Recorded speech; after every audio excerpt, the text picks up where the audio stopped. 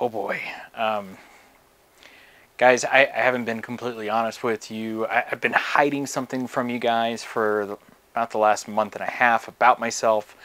And, well, I guess technically it's been longer than that. But I got to come clean. You know, it's like I got to tell you who I am and just embrace it, you know, because I can't live a lie any longer. And what it is that I have to wear cheaters. And there, I'm out, you know, just like it's who I am, and I hope you can accept me. You know, at some point, we have to admit who we truly, truly are. And, you know, honestly, I can't go back to the old way of where I'd take a picture of something and then blow it up on my phone so I can see it. That's just no way to live. But on the flip side, you know, just to compensate, to make myself feel better, I get my cheaters at O'Reilly's Auto Parts. Just let me have that.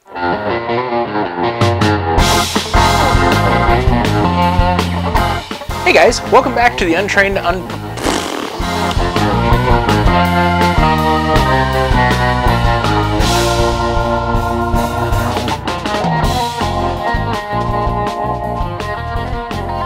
Hey guys, welcome back to the Untrained Unprofessional Workbench. I'm Nobody, and thanks for being here. I really appreciate it. So, we're getting back to the Norinco 1911 A1. And I know it's been a while since I've done anything with it because I have a lot of squirrel moments and sometimes I get pulled off in different directions, and I apologize about that. So, if you've been waiting patiently, I really do appreciate it. If this is the first time you're seeing this series, there are like 3 or 4 other videos ahead of this. Can't remember if it's 3 or 4, something like that. Now you know why unprofessional. I don't pay attention to stuff like that. You know, who cares? It is what it is. But you want to go back and watch the other things that I have done to this, you know, just so you can be caught up, you know, with what we're doing. So, but in the meantime, we need to talk about how I finish this. And when I say how I finish this, you know, you have to kind of know the premise behind everything is that we're just taking a 1911 of some type and really not trying to put any money into it, just trying to improve it by doing certain things, just trying to keep it low cost. So I'm going to show you what I've done to it, and unfortunately this is the second time I'm shooting this and had some problems with the other footage, and I should be able to salvage some of it, but it just may not have sound, so I might just kind of talk over it. But I'm going to go through and show you what I did to it, but not really working on it at the same time. So I'll supplement the footage. So let's get into it. Okay guys, before we get hot and heavy into this, I am going to state something that, you know, it's like I hope you always bear in mind, is that I'm not a gunsmith. I'm just a tinkerer, some guy that loves doing stuff and trying to learn how stuff works and how things can work better. And I'm dumb enough to share with you guys so you can see what I'm doing, and hopefully I don't mess up too badly. I think it's also worth saying is that you should really do your own research and just don't take my word for it of, you know, what I'm doing just because I happen to make it work. You know, it's like I might miss something that could be critical information to you. So do your own due diligence and make sure that whatever you do makes complete sense to you and to your situation, because you know what?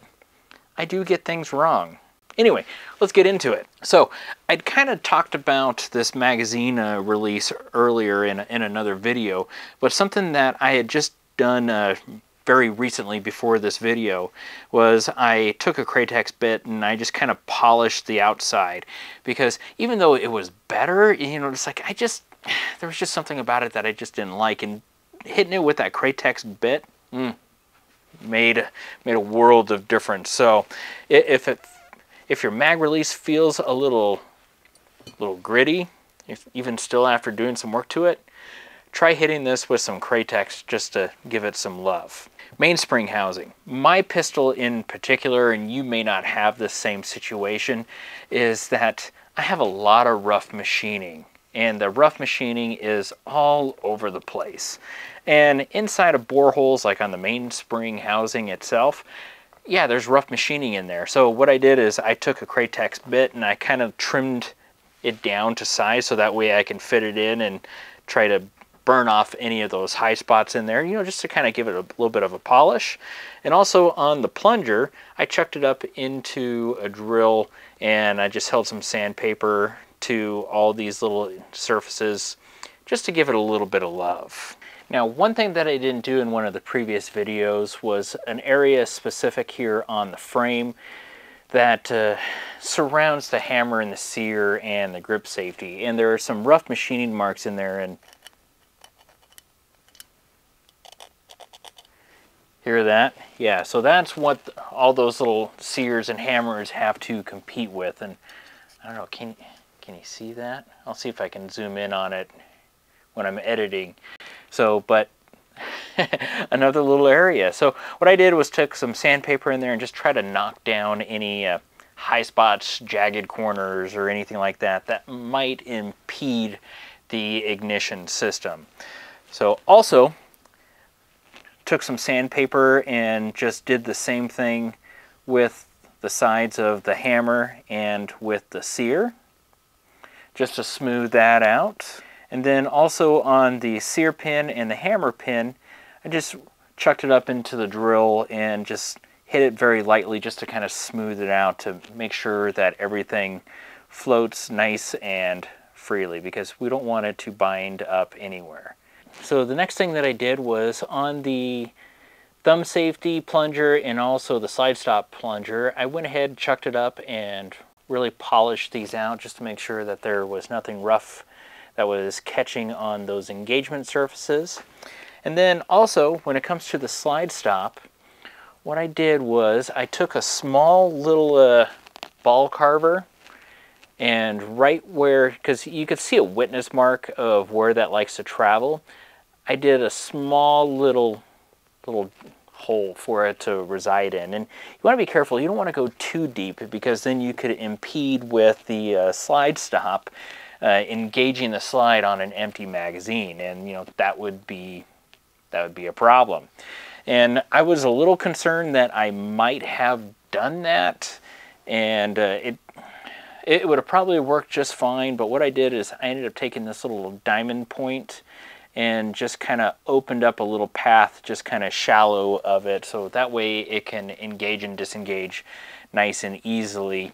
And you know, it's like that really seemed to make it feel a lot better. So, but if you're going to do the detent, which this isn't something that you necessarily have to do, I just wanted to do it because I could say I did it.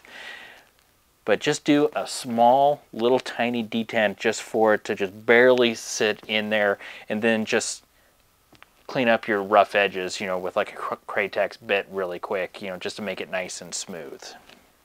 Something I should tell you is I also polish with the Kratex these engagement surfaces right here, because this is what engages up against that little plunger, so that made it nice. So yeah. This is something that I was really looking forward to doing, was on the thumb safety itself. This thumb safety was really hard to operate, and it wasn't pleasant at all, especially since all you had was just this little area for your thumb to land on. It was like, it really felt like you had to put a lot of effort into it. Okay, so here's your thumb safety. This was my corner, which was a pretty sharp, you know, just about 90 degrees. And the problem with that is that that 90-degree corner basically made that detent to where it had to compress even more and be even harder to overcome.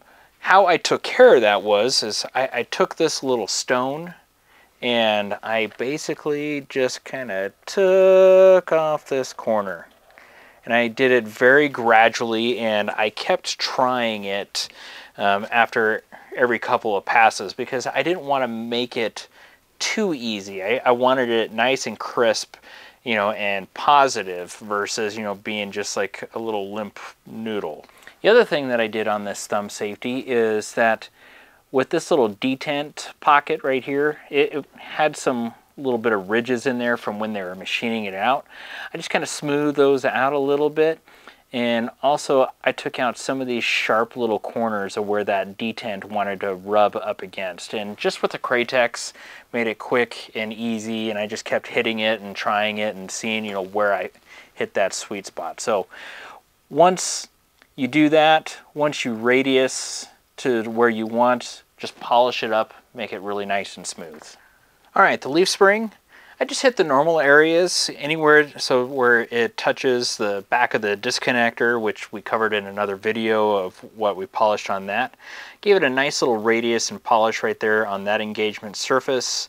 And also I polished up where it hits the sear, just to make everything feel nice, warm, and fuzzy.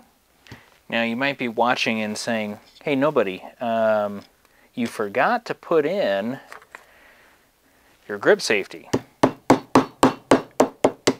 Well, I didn't forget to do that because I did a modification to the grip safety. When I was looking at the Wilson Combat website, I noticed that some of their grip safeties had this nice little U-notch located right here in this little arm. And I started thinking about it. It's like, oh, I think that makes it nice and easy to get it in and out. And so I tried it, and look at that. How's that? Isn't that so nice? You don't have to take out your mainspring housing. You just pop it right on in.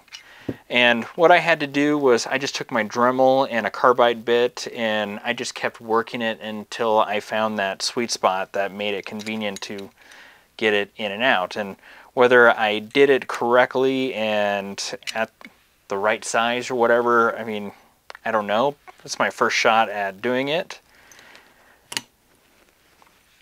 But anyway, it worked. And it makes it nice and easy. Oh, that feels so good. Nice, easy, not a pain in the butt. Cool beans.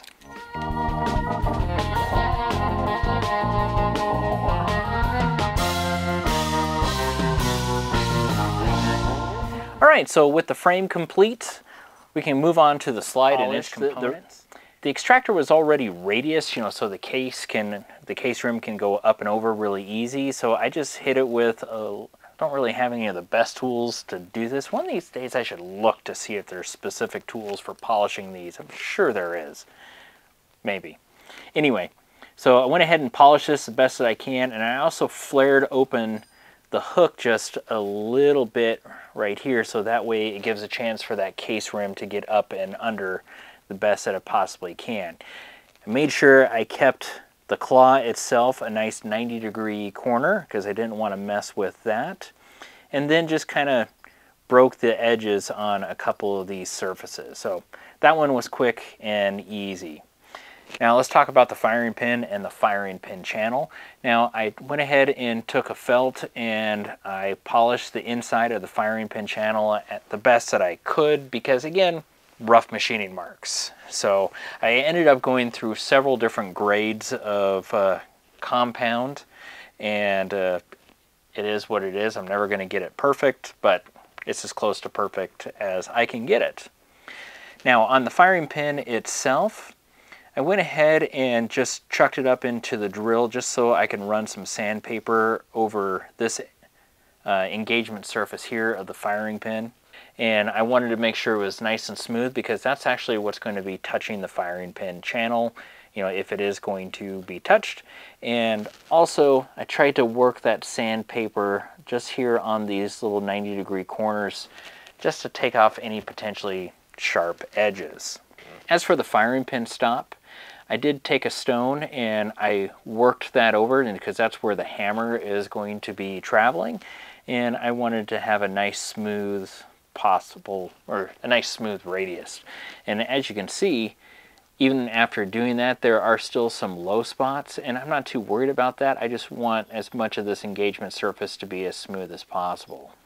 Now I did take a stone and I worked this area and kind of polished it, but I still have a low spot right where that disconnector travels, and I think I am going to come back in and work that just a little bit more, even though it does feel pretty good, but I think I could get it just a tiny bit better. So that is something for me to work on here in a little bit. This front corner where it rounds over into the breech face, there was actually a small little 45 that was there originally, you know, which was nice. But I went ahead and I continued that, and I just took a stone and worked and kind of rounded those little corners that meet that 45, so that way there's as little resistance as possible. And then I went ahead and polished the breech face with some progressively finer sandpaper. I just used these little guys. They're kind of nice because the stones that I have just don't really get up there really well. I should find like some 3/8 or something. That'd probably be good. On this guy, and you know what, honestly, I'm at a loss for what this little cap is, you know, for the spring. If you're wondering, it goes like that. I'm totally blanking right now. But anyway, nice and smooth here on the outside, which is where it's not needed. But on the inside, it was kind of rough, and you can still hear it. But I went ahead and took a nice big felt bob and worked it, and just to kind of knock down some areas so that way nothing's catching inadvertently on the spring. And whether that makes a difference or not, I don't know. And you know, I'm doing it because, you know, it's like from what I have discovered in the past, you know, with my Prodigy and also working on this Norinco, is that little tiny improvements here and there tend to make a big difference, or have the potential of making a big difference. So I figured, why not? I'm here, I'm doing it, you know, it's like, it's not going to hurt, you know, to do it. So all it has is potential upside. All right, let's talk about brass shavings in the two areas that I know of where they can occur in the slide. And if you know of another area, please put it in the comments below just so we can share with the community. Information is good for all of us. All right, the first area that I know of, and this is a twofer, is right here on this corner and on the corresponding corner right underneath the extractor. Sorry, I'm trying to hold this and look at the camera screen at the same time. How to eliminate the brass from shaving in those two areas, and you'll know that it's doing that because you'll see a little brass glint on those corners, is you can take a 3/16 punch, put this in a vise. That's the easy way to do it. And take your punch at a 45-degree angle and smack it. And you're just creating a slight little bevel. You do want to afterwards just make sure you don't have any sharp corners, because when you smack that, it's going to mushroom out a little bit. So smooth it out, you know, with a file or like a little small sanding block, but do it to both sides. Okay, so the other area is right here, right at the top of the firing pinhole. So what happens is that when the round is coming from the magazine into the chamber, it's not coming horizontal to the bore axis. It starts by nosing up, which means that the top of that case is angling into this hole, which can shave off a little tiny piece of brass, which also means it could go into your firing pin channel, which can cause light primer strikes and other wonderful issues, you know, that are always annoying. So what you do is you just want to put a little chamfer right up there at the top of the firing pin hole.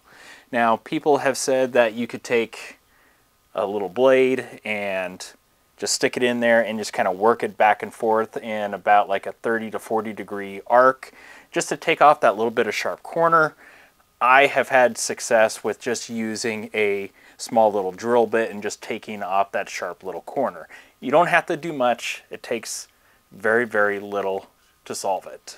The last area that I worked on was the barrel, and you can see it has a hard chrome finished in on the chamber and also on the feed ramp. This is what it looked like.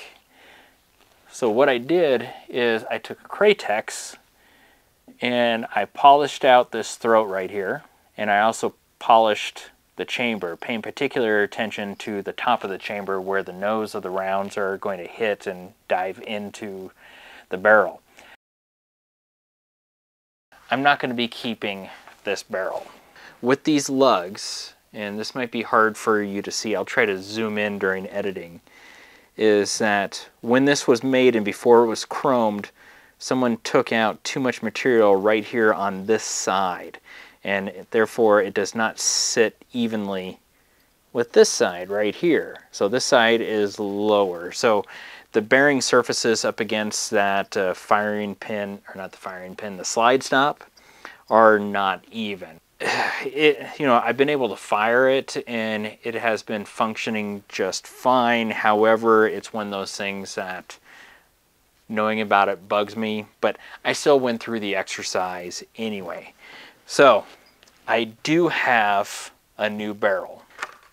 All right, so I do have a new barrel for this. It is a Wilson Combat. It is a match grade barrel, and it actually came with a bushing that did not match the diameter of the barrel. So I didn't know if I just chose a gunsmith fit bushing or not, and I actually bought a little adjustable reamer that you can ream by hand, and that was going to be the plan until a buddy came over and I was helping him work on some of his 1911s, and that darn bushing actually fit his barrel like to a T. It was like perfect.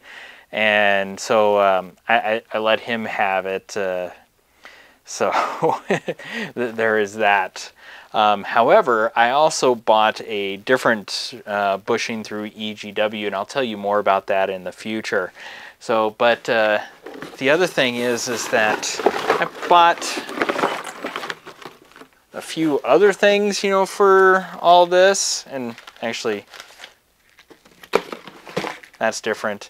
So, but I have some other things, so now that this improvement video is over, we're gonna do a rebuild video. So that is going to be next up on the docket. So hope you stay tuned for the next rounds of improvement for this Norinco 1911. Here, hold on.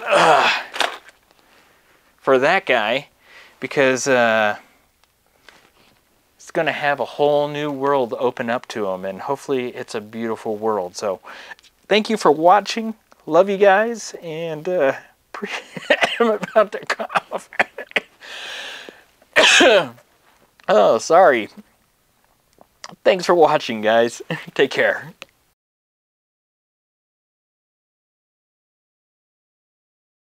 Alright, so a bonus just because you stuck around to the end of the video, and you're going to be better off for it, and this has everything to do with the longevity of your sear. And how you do that is by controlling how far back the hammer goes and comes back up to reset every time the slide cycles. So if you watch the hammer, see that little bit of movement there? Now, if you think about it, okay, apparently I still got a frog in my throat.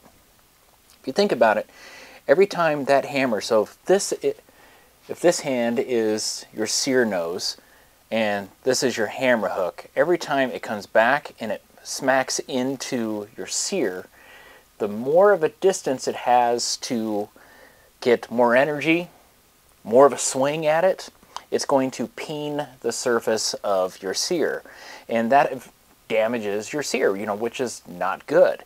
So what you do is you limit how far back that hammer goes so it's not impacting the sear as much. And so from what I have read and looked into is that increases the longevity of your sear. So the less your hammer goes back, the better it is for your sear. Now, what that magic amount is, I don't know.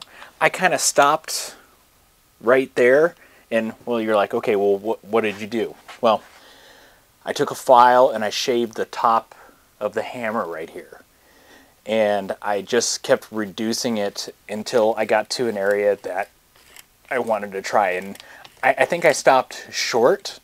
And the reason why I'm saying that is because on my Prodigy, Watch this. Do you see that move at all? It's kind of hard to like truly see. That's where it hits. Just barely pushes it out of the way.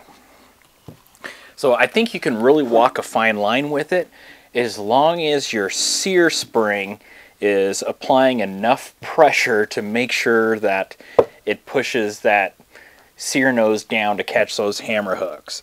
So I think what I'll do is I'll play with this some more and shave some more material off with a file, just keeping this flat, and then get it as close as possible. I probably won't go to this extreme that's here on the Prodigy, and it came like this when I did the EGW ignition kit, so I lucked out, but I think I can tune that a little bit better. So hopefully that was helpful for you. Thank you guys, appreciate you.